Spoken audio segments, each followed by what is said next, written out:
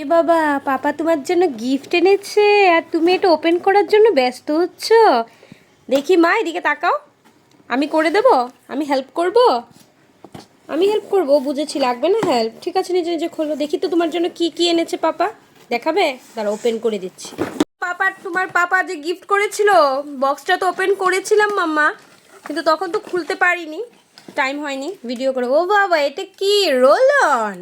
তোমাকে যে মশা কামড় দেবে তার জন্য বাবা তোমার জন্য রোল অন এনেছে। বাহ, আরেকটা খোলো, আরেকটা খোলো। এটাতে কি আছে? Hair oil. হেয়ার অয়েলটা বের করো মামা।